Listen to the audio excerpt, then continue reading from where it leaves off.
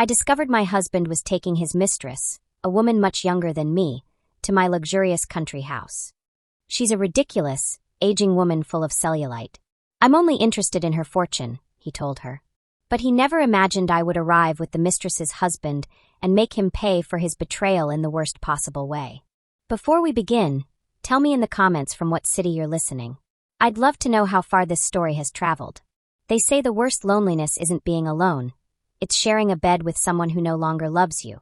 Clara Sterling was 43, with the look of a woman who had lived too much in silence. To the rest of the world, she was an admirable woman, elegant, successful, influential. Magazine covers, television interviews, a picture-perfect home, and a marriage that, at first glance, seemed straight out of a fairy tale. She and her husband, Elijah, a man 8 years her junior, appeared arm in arm at every social event, their smiles perfectly calculated and their soft words reassuring everyone but Clara. The truth was, she slept every night beside a stranger. Elijah was 35, and while his smile remained intact, his eyes no longer sparkled when he looked at her.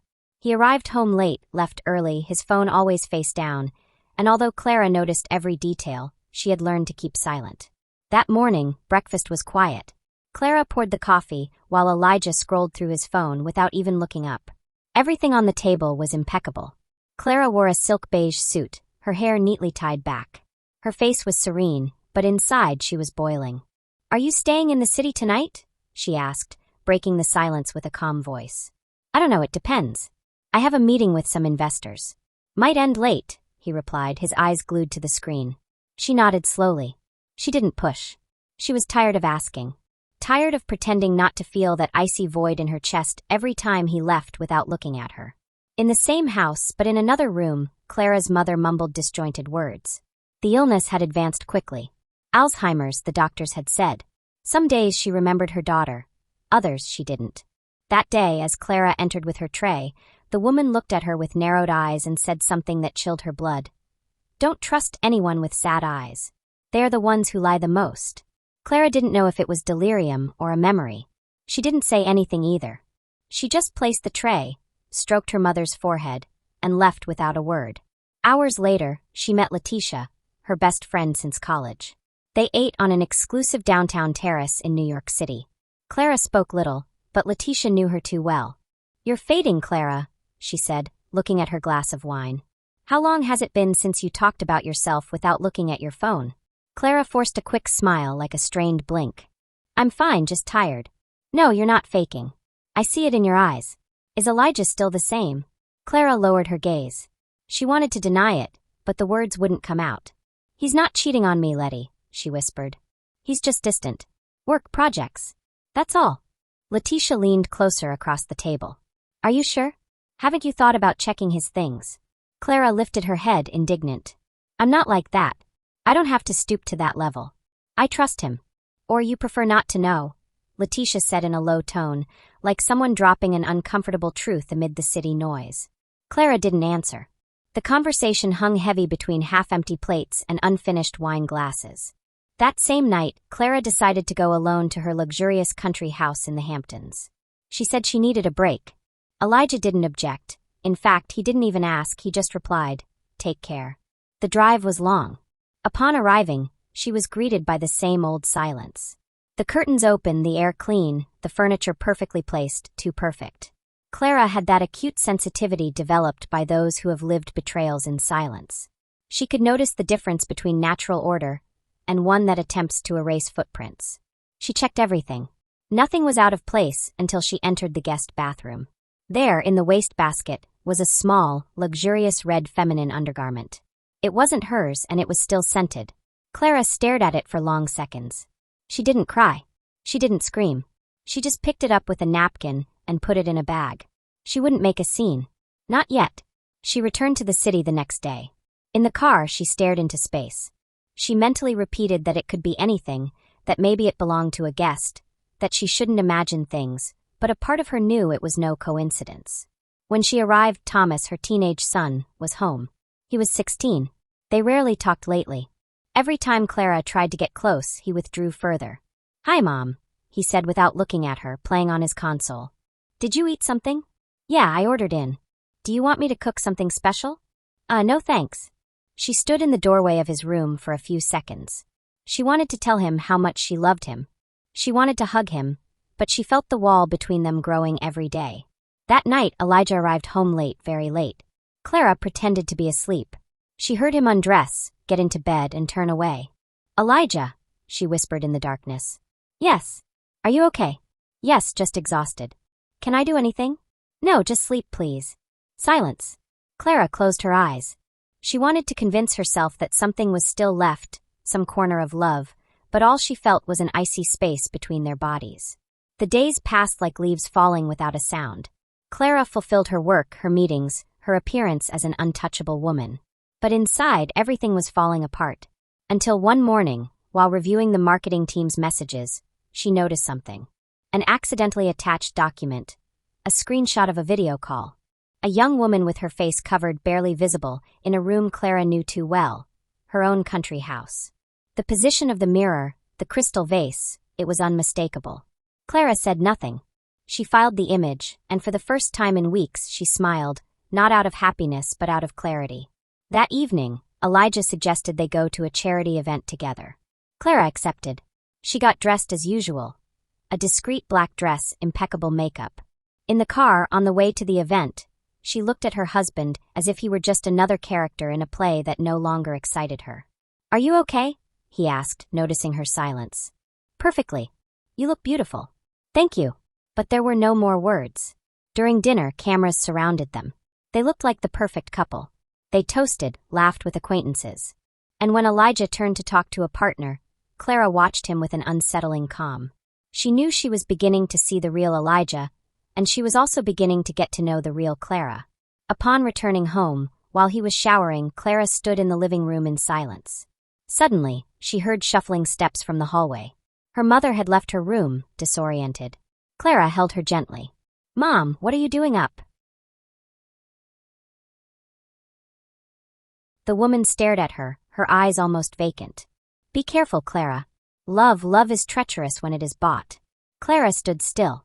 Her mother was trembling. She couldn't remember her name, but she remembered her warnings. Clara carefully put her back to bed, tucked her in, and went out onto the balcony with a glass of wine. She looked at the sky. She didn't cry, but something broke silently inside her. Elijah came out minutes later, already in pajamas. "Still awake?" "Yes, just thinking." "About what?" "How easy it is to pretend." "Pretend what?"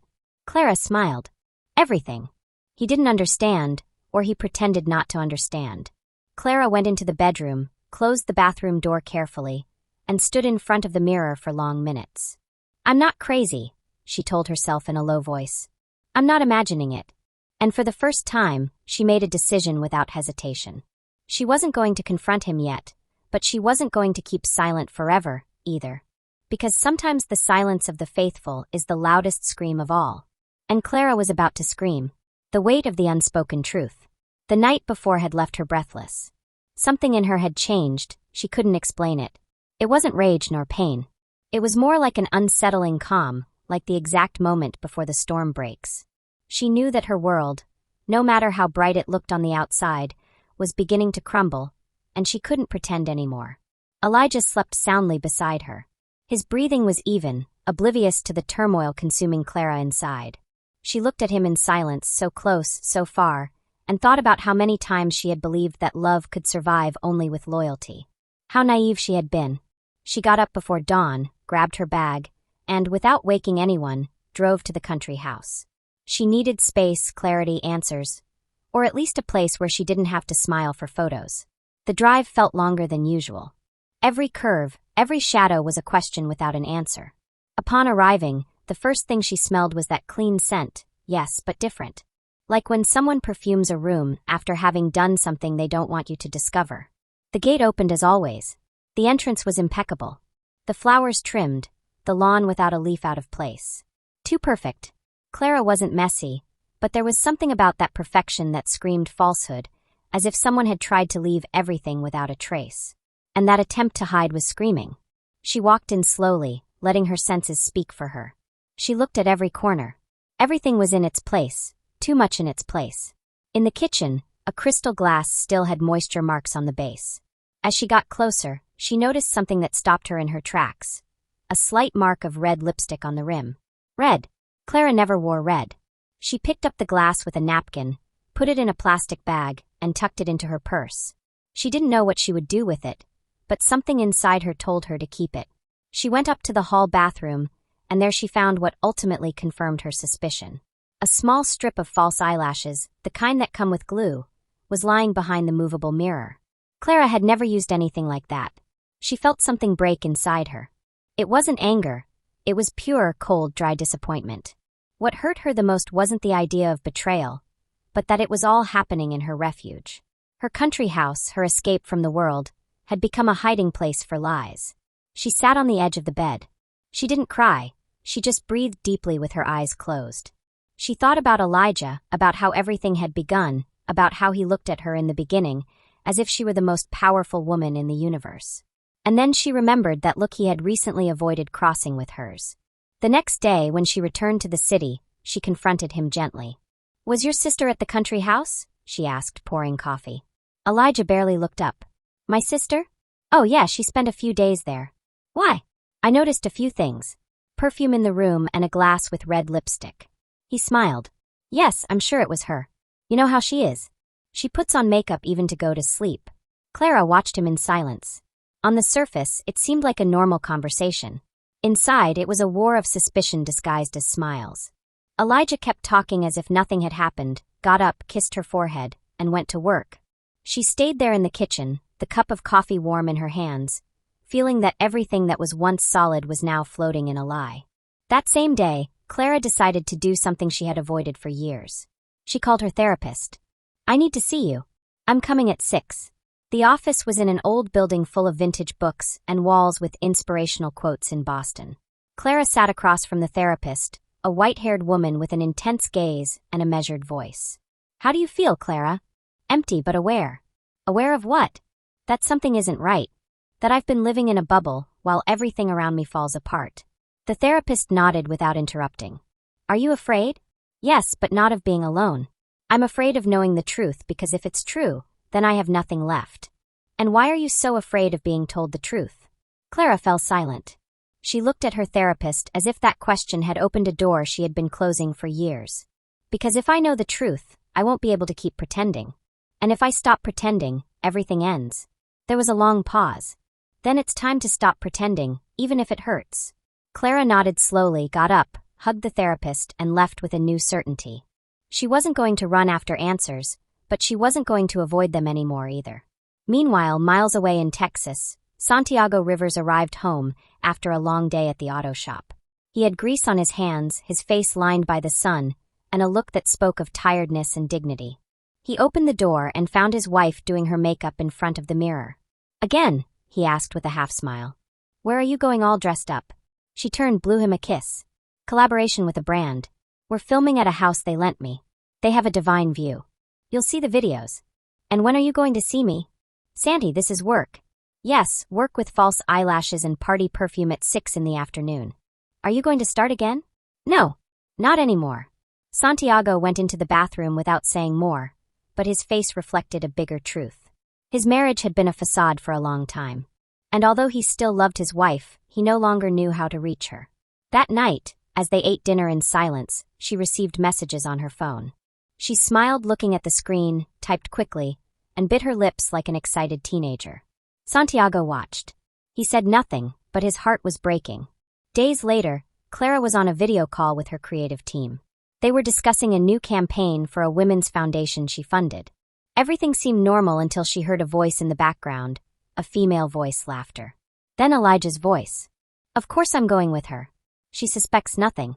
Clara froze. Elijah hadn't turned off his phone's speaker. The call was still on. She couldn't hear any more, but it was enough. Her face tightened. She closed the video call, turned off the computer, and breathed deeply. That phrase, "she suspects nothing," was the summary of their entire relationship, her entire surrender, her entire pain. She grabbed her purse, walked to her mother's room, and found her awake, staring at the ceiling. "Mom," Clara whispered, stroking her hair. "What would you do?" The woman looked at her, lost, but then murmured something that seemed not to come from the present. "Don't trust those who say forever. That word doesn't exist in the mouths of betrayers." Clara closed her eyes. She felt that her mother, even amidst the forgetting, had given her the answer. She went back to her room, opened the closet, and began to take some things out. It wasn't a flight, it was a pause, a necessary space. Before leaving, she left a note on Elijah's nightstand. I left to breathe, not to forget. Don't take too long to show me who you really are. And with that phrase, Clara Sterling took the first step toward a truth she couldn't yet imagine, but one that was about to change everything. The proof in the alliance. The car was moving unhurriedly on the highway while Clara held the steering wheel with both hands, her knuckles white from the pressure. She had the windows rolled down as if she needed the air to rush in and sweep away the emptiness she felt inside. The note she had left for Elijah still floated in her mind, but not because she feared his reaction. The real anguish arose from elsewhere. She could no longer trust her own memories. Everything she thought was love now seemed like a perfectly staged play. Upon reaching the city, she parked in front of the building where a small private investigation office operated in Miami, Florida. She didn't have an appointment, she just needed the truth, even if it hurt more than any lie. The man who received her was middle-aged, discreet, with a face that revealed nothing. His name was Roman. He offered no promises, but listened attentively to Clara's every word without interrupting. She recounted everything.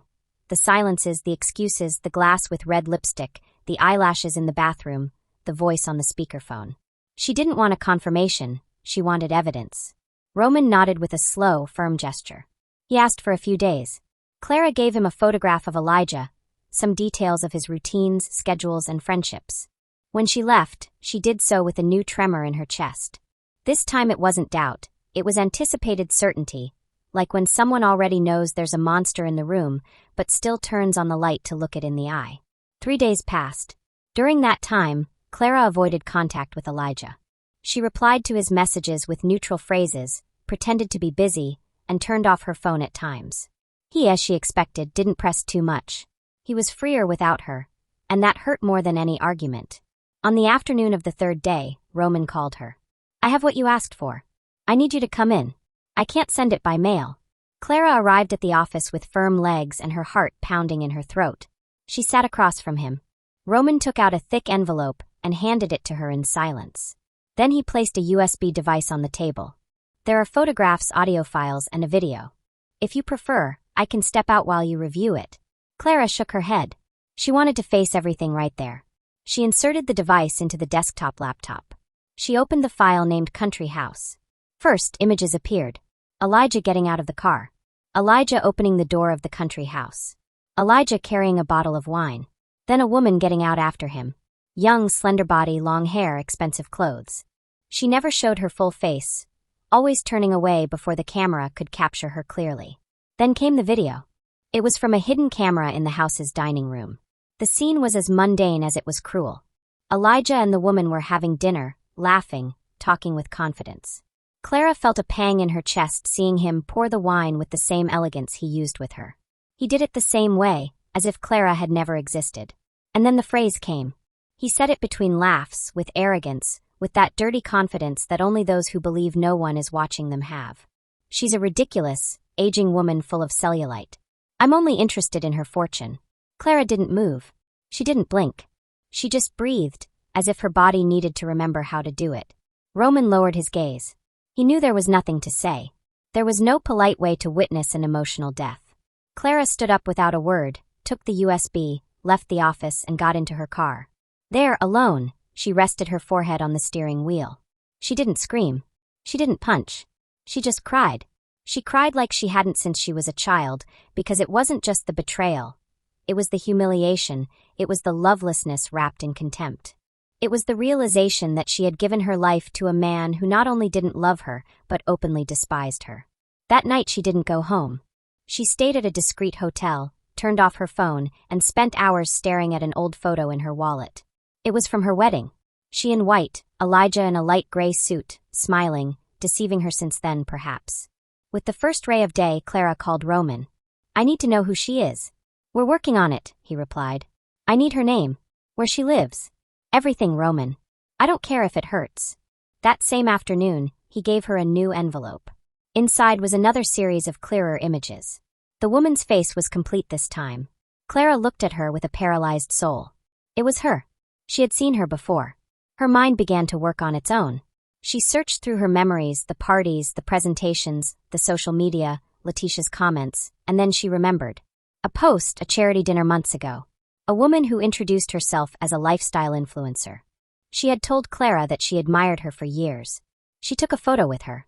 She smiled as if she were her fan, and now she saw her here, drinking her wine, sleeping in her bed. "Who is she?" she asked, her voice broken. Roman handed her a file with the information. Name, April Ferrer. Age, 28. Marital status, married. Clara felt the air rush out of her lungs. Married? Yes, to a man named Santiago Rivers, a mechanic, owner of a small auto shop. Clara stood still. The irony was unbearable. Elijah had not only betrayed her, he had also destroyed another family. The pain was no longer individual. There was another broken heart in this story.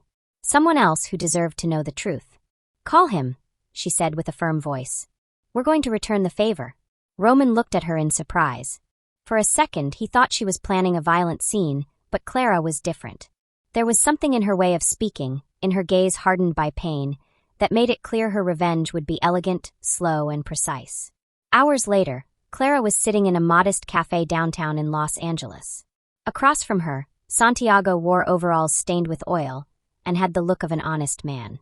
He didn't look like a character from her world, yet they shared the same hell. "Why did you ask to see me?" he asked, confused. Clara pulled out the envelope, sliding it across the table. "Because we both deserve to know who we sleep with every night." Santiago opened the envelope, quickly flipping through it. His eyes widened as the pieces fell into place. Then he closed the envelope with trembling hands. "It can't be." "No." His voice broke. "It can. And it's been happening for months. The house where they meet is mine. I know it like the back of my hand." Santiago fell silent. His face was filled with an impossible mixture of sadness, rage, and a kind of pain that couldn't be named. "She was talking to me about collaborations, about brands," he whispered. "He told me he was working late, that he had meetings with investors." For the first time, they looked at each other not as strangers, but as victims of the same emotional crime.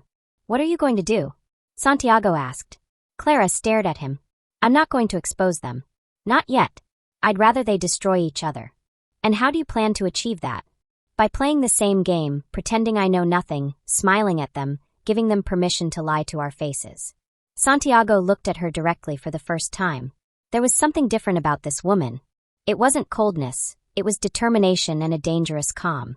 "Do you think they deserve that?" "No, but we deserve justice. And I'm not talking about the law." He nodded slowly. "Count me in. But if you cross the line at any point, I'm out. I don't want violence. I don't want a scene. I just want them to feel what I felt when I saw that video. Let it burn them." Thus was born the pact.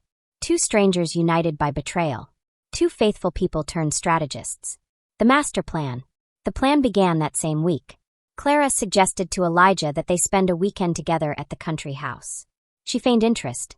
She talked about reconnecting, leaving tensions behind. He, surprised and curious, accepted without hesitation. "Just you and me?" he asked in a flattering tone. "Yes, like before."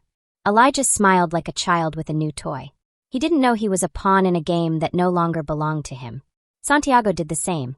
He told April to go to her collaboration that same weekend. She, with a smile, kissed his cheek as if nothing were wrong. Her enthusiasm was the final confirmation. She was convinced that no one knew.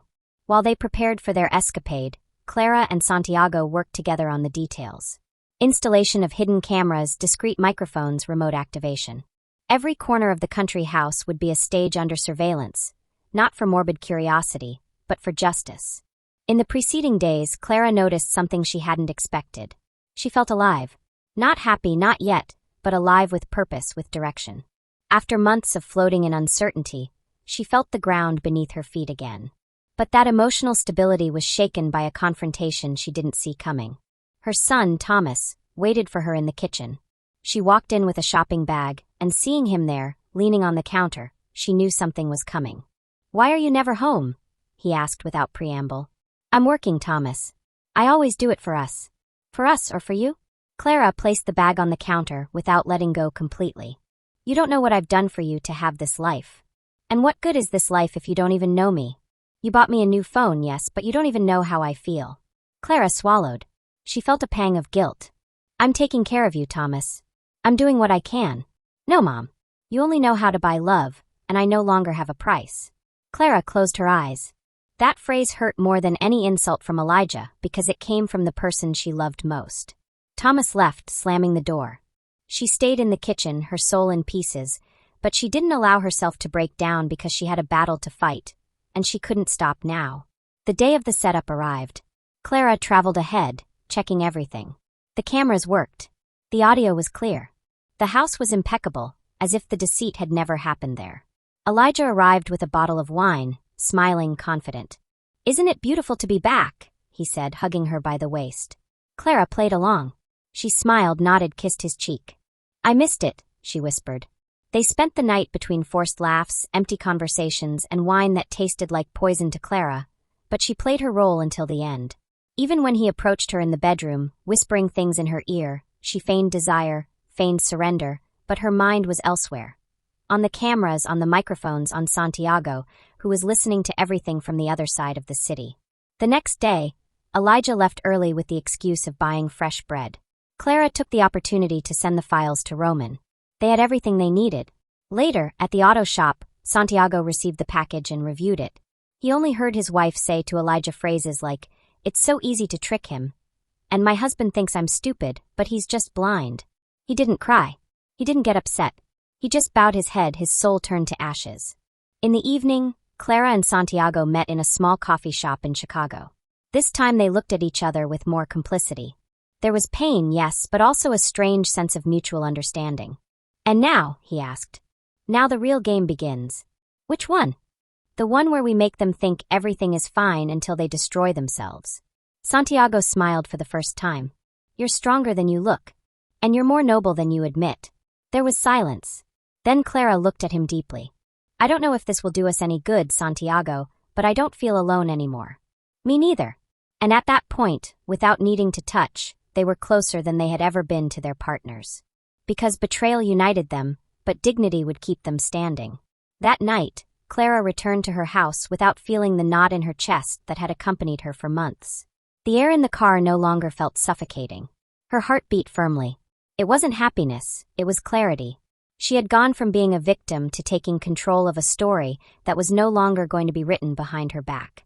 Elijah slept again with that innocent face that now provoked a visceral rejection in her. Clara didn't wake him. She watched him from the doorway with a cold gaze, and for the first time, she felt completely disconnected from that body she once loved. In silence, she picked up her suitcase, packed only the clothes that mattered to her, and left without a sound. She didn't leave a note. This time, there was nothing more to say. Santiago was already waiting for her at the country house. They had prepared everything. The cameras, the microphones, even the hidden room from which they would observe the final scene, the place where they would watch the entire theater fall. Clara had retrieved the property's construction plans. There was a small utility closet that opened directly to an upper vent in the main living room. That would be their box seat, the box seat of judgment. The rendezvous was set. Elijah had texted April to meet him there. As always, she had immediately accepted. Santiago, his voice steady, had encouraged her to enjoy her work and wished her good luck. She, suspecting nothing, had replied with a red heart emoji. The clock struck 6 p.m. when Elijah's car crossed the gate. Clara watched him from the monitor. He was wearing her favorite shirt, the one she gave him for their first anniversary. The cynicism made her nauseous. Minutes later, the second car appeared. April got out in a tight dress and high heels. She touched up her makeup as she walked. She smiled as if she were coming to a celebration, and in a way, she was. The microphones picked up everything. Dinner was served on the terrace.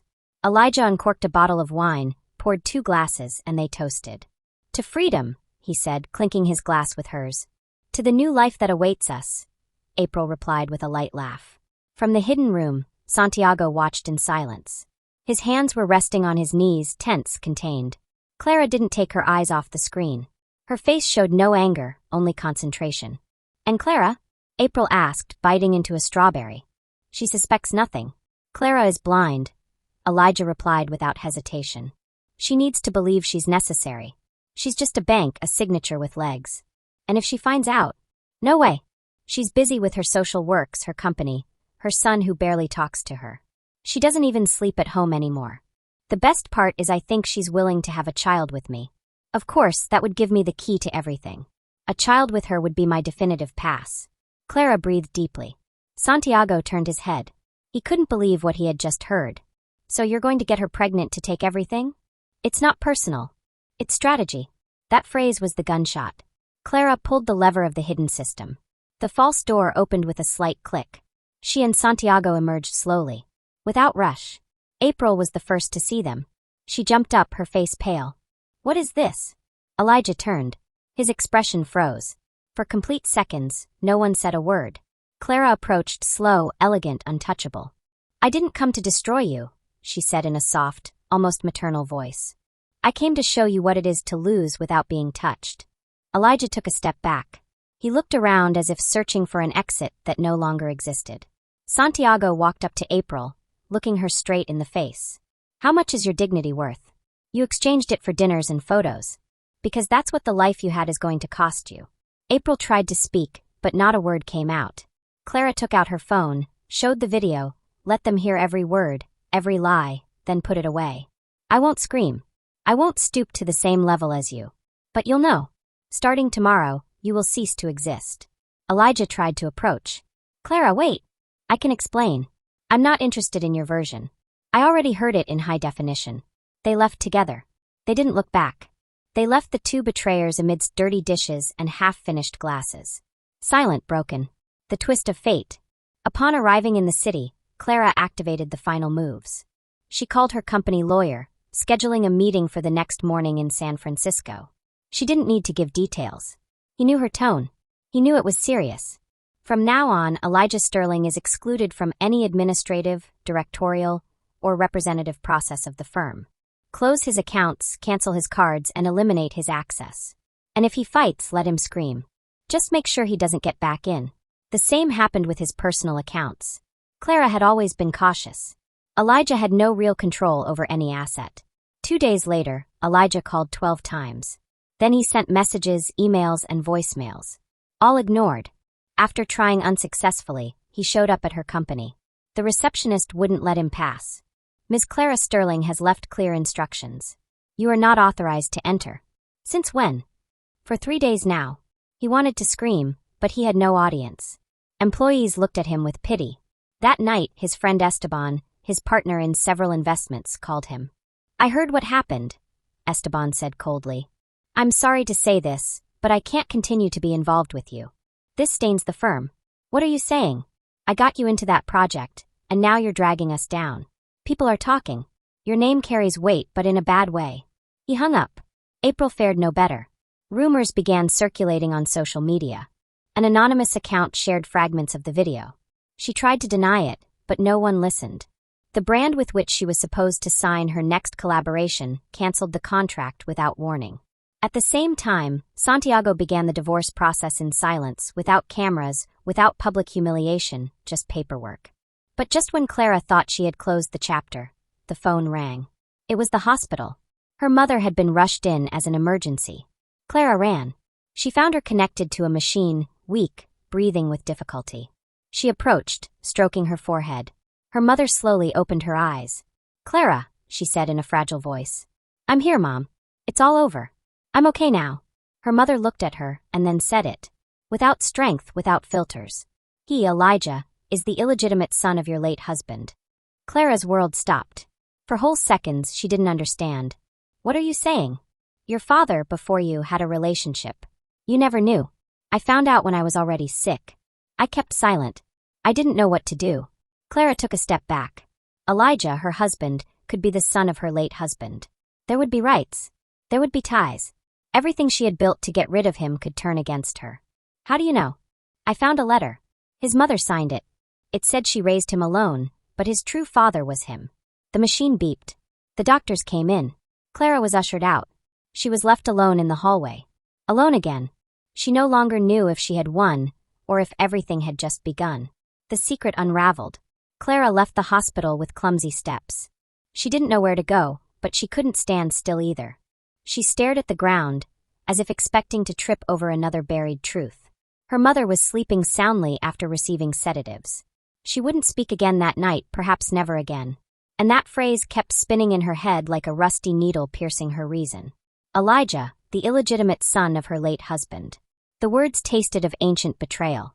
Not only had she slept with a liar, but she had shared her bed, her life, and her company with someone who, by law, had a right to everything.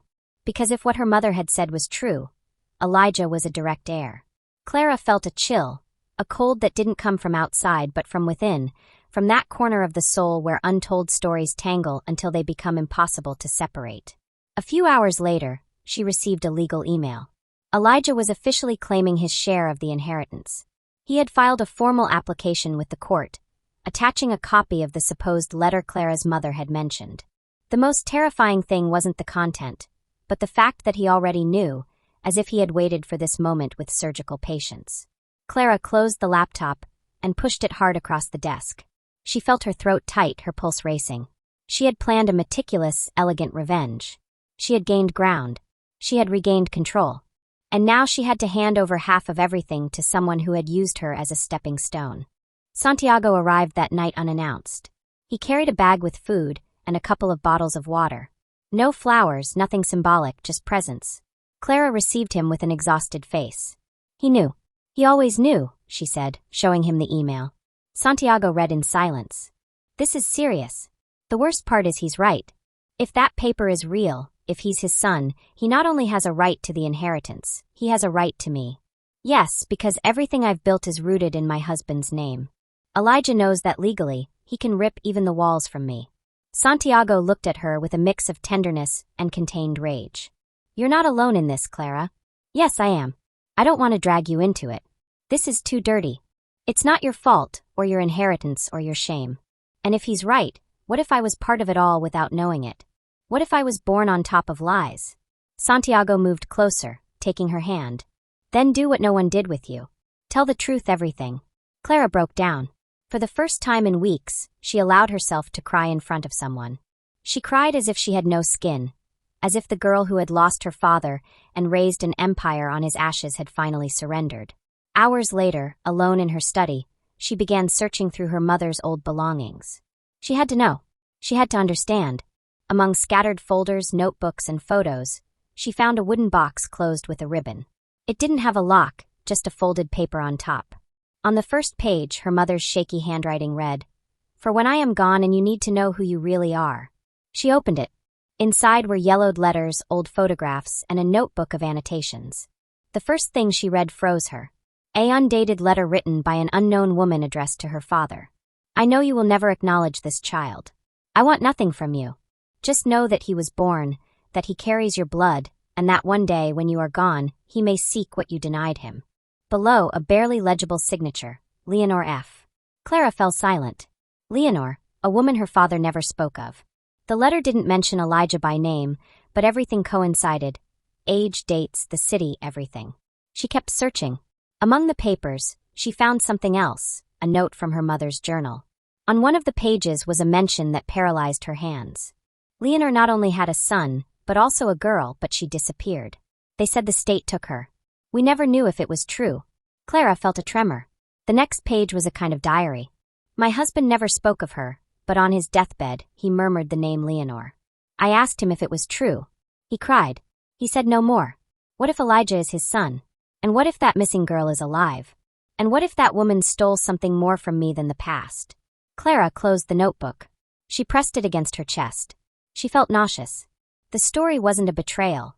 It was a labyrinth, one she never wanted to enter but was already in the middle of. She turned the computer back on, searched public files, old records, asylums, adoption programs from the 80s. She found a coincidence. A minor named Valentina Ferrer was admitted to a state orphanage in 1988 without a father's surname. Estimated age, 6 years old.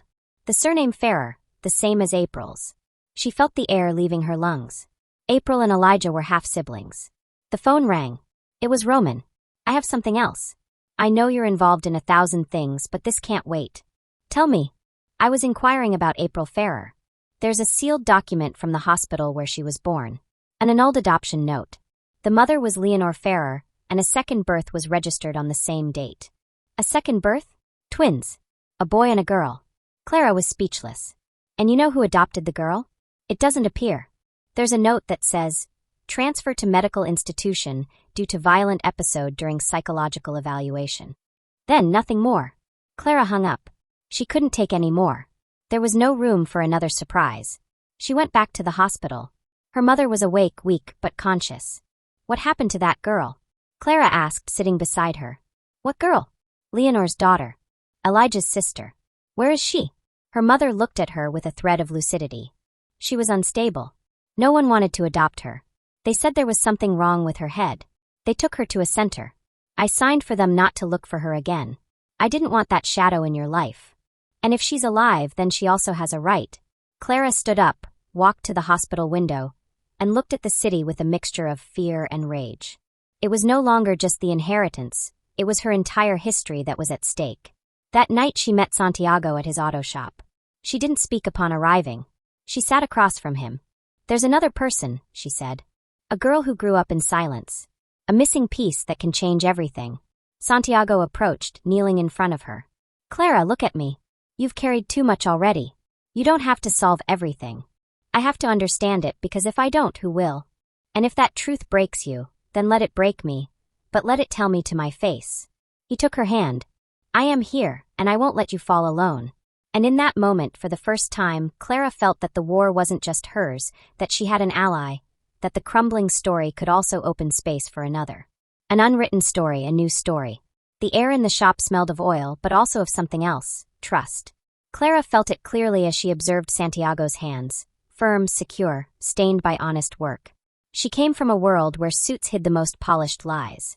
He lived among engines and tools, but he didn't lie, not even with his silences. They didn't talk anymore that night. It wasn't necessary. The truth had said enough. And sometimes exhaustion is not cured with words but with presence. The new beginning. The next morning came with more news. Elijah had called an impromptu press conference. He appeared in front of the cameras with a pained expression, playing his final role, the victim. He declared that Clara had unjustly thrown him out of the company he helped build. He mentioned documents, family ties, words like heir and historical reparation. He sought pity. He sought justice in the wrong place. And above all, he sought attention. But this time, Clara didn't respond with lawyers or with silence. She responded with truth. At her house, without makeup, without staging, she recorded a video with her phone. She sat in front of the camera and took a deep breath. For the first time, she didn't feel like an executive or a wife or a betrayed woman. She was just Clara Sterling, a woman who had loved someone who didn't love her, who had protected someone who only wanted to take advantage of her, and who now wanted to tell her story, not for revenge but for other women. She looked at the camera and spoke. For years, I built a life where silence was stronger than truth. I thought that if I gave love, I would receive love, that if I was faithful, someone would value it. But I learned that it doesn't always happen that way. I was deceived. I was used. I was viewed as a bank in a skirt. And yes, it hurt. It hurt until I broke. But I also rebuilt myself. She paused. Emotion trembled in her throat, but she didn't stop. Today, I want to say that I am not going to fight for inheritances, or for surnames, or for blood. If someone believes they deserve what I built, let them have it. I no longer want buildings or accounts or firms. I want peace. I want to look in the mirror without disgust. And I want other women who are living the same thing to know that they are not alone. She uploaded the video to her social media without a second thought. She didn't hire editors. She didn't ask permission. She released it to the world. In less than 24 hours, it exploded. Thousands of women commented, shared, and cried with her. Women of all ages, from young women just getting out of toxic relationships to older women who had carried years of humiliation in silence. The phrase, "I also kept quiet," was repeated over and over. Clara had not only told her story, she had ignited a flame, and that flame grew fast. Elijah tried to respond. He uploaded a cold statement drafted by a team of lawyers. He spoke of slander, emotional manipulation, and protecting his honor. But it was too late. Public judgment cannot be appealed. The brands that supported him disassociated themselves. Contracts were canceled. Friends disappeared. Even April left him. She did it without drama. She just left. She left a message on his answering machine. I wasn't born to be part of a scandal. Good luck. He called her more than 20 times. No one answered. Santiago, meanwhile, finalized his divorce. He didn't boast. He didn't celebrate. He just signed the papers, collected his belongings, and moved to a small apartment in the upper part of the city. He started over there, alone but clean. The auto shop continued to operate. Some clients stopped going, but new ones arrived. The people in the neighborhood respected him. They knew who he was, and above all, they knew what he had endured in silence. Clara, for her part, did something unexpected. She officially resigned from the management of her company. She gave the position to a young woman who had been a scholarship recipient of one of her social programs. Clara remained as an advisor, not for power, but out of love for what she had created. But she no longer needed to be at the forefront. She no longer needed to prove anything to anyone. With part of her capital, she founded a legal and psychological support center for betrayed women, single mothers, and victims of emotional manipulation. The place was named simply Voices, and from the first day it was full. Every week, Clara gave intimate talks, told her story, but also listened. Sometimes she didn't speak. She just held trembling hands or hugged women who, like her, had confused abuse with love. A month after posting the video, she crossed paths with Elijah for the last time. It was at the cemetery. She had gone to lay flowers on her father's grave. He was there alone, sitting on a bench with red eyes. He saw her arrive. He didn't get up. Clara walked to the gravestone, left the flowers, closed her eyes for a moment, then, without seeking it out, sat down beside him. "Do you come to mourn him now?" she asked without harshness. "I come to understand him," he said. "I always thought he owed me something, and I ended up becoming what I hated most. An empty man." "Yes." She said nothing. The silence between them was less tense than in the past. It was the silence of what can no longer be fixed. "I don't hold a grudge against you, Elijah, but I don't wish you luck either. I don't expect your forgiveness, and you don't have to wait for it. It won't come." She stood up, took a few steps. He called her one last time. "Why didn't you fight for everything?" She turned with a half-smile. "Because all of that was just a part of me. I'm not interested in carrying what poisons me anymore. Keep it. See if you know how to live with that." And she left. She returned home and found Thomas sitting in the garden. He was reading. She was surprised. She approached slowly. He looked up. "What are you reading?" "One of those books you had in your study. I wanted to understand you a little." She sat down beside him. She said nothing. She waited. Thomas closed the book. He looked at her. For the first time. "Mom, you look happy without pretending." Clara hugged him, and for the first time in a long time he didn't pull away. That night, alone in her room, Clara lit a candle. Not for religion. For habit. For peace. She opened her diary. She wrote, "There is no greater victory than recovering your calm. I lost money, time, dignity, but I found my voice and discovered that true love is not the one that promises, but the one that repairs. Sometimes losing everything is the only way to find yourself." She looked out the window. The sky was clear. The city was sleeping. And she finally was too. What did you think of this story? There are many people who, like Clara, are fighting silent battles every day. Our hope is that her voice has also resonated within you. If this story touched your heart, share it. Let more people feel accompanied. Be part of the change. Tell us in the comments what you would have done in her place. What city are you watching us from? Reading you makes us feel closer to you. And if you haven't already, subscribe, and hit the notification bell. Every gesture from you is a sign that these stories must continue to be told. Don't go yet. Our next compelling story is already appearing on your screen. Click on any of them and continue exploring this universe of real, moving, and necessary stories. Thank you for being here. Thank you for feeling with us. We send you a big hug wherever you are.